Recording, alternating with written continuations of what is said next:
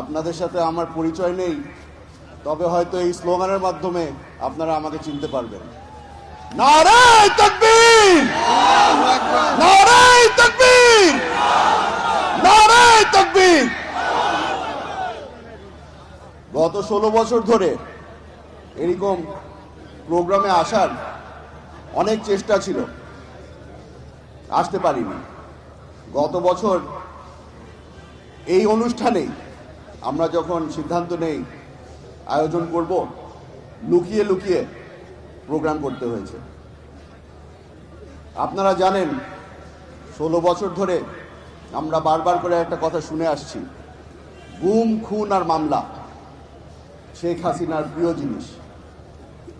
আমার পরিবারের আমার বাবা খুনের শিকার, আমি নিজে গুমের শিকার, আমার মা মামলার শিকার। হয়তো এখানে অনেকেই আছেন আপনারা যাদের পারিবারিক অবস্থা প্রায় একই।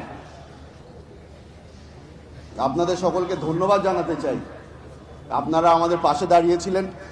আমার মতো যেই পরিবারগুলার প্রায় ধ্বংস হয়ে যাওয়ার পর্যায়ে চলে এসেছিল, আপনারা সাহায্য করেছেন, পাশে দাঁড়িয়েছেন, আশ্রয় দিয়েছেন। আপনাদের কারণে আজকে আমরা এই মঞ্চে দাঁড়াতে পেরেছি। হয়তো আপনাদের সামনে যে কথাটা বলতে যাচ্ছি আপনারা অনেকবার শুনেছেন, স্বজন হারানোর ব্যথা আমার থেকে বেশি আর কে বোঝে।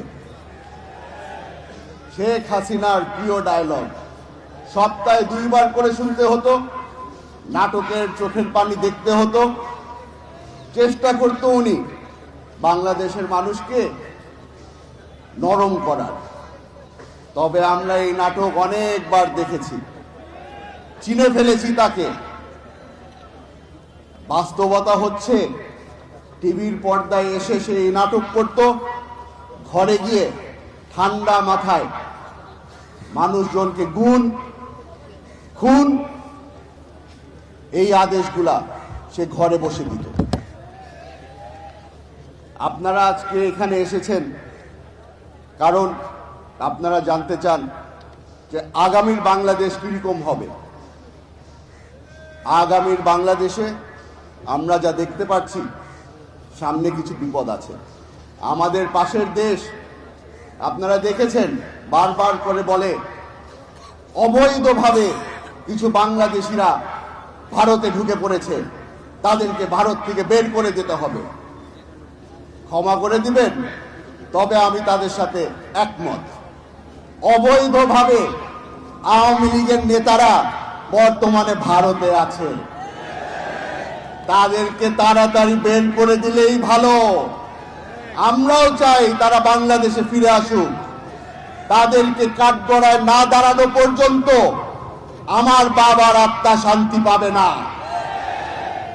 আপনাদের থেকে বেশি সময় নিব না, খালি এতটুকু বলে যাচ্ছি, আমাদের দলের পক্ষ থেকে, আমাদের ভারপ্রাপ্ত চেয়ারম্যান তারেক রহমান সাহেবের পক্ষ থেকে, বেগম খালেদা জিয়ার পক্ষ থেকে আপনাদের সকলকে ধন্যবাদ এবং আসসালামু আলাইকুম।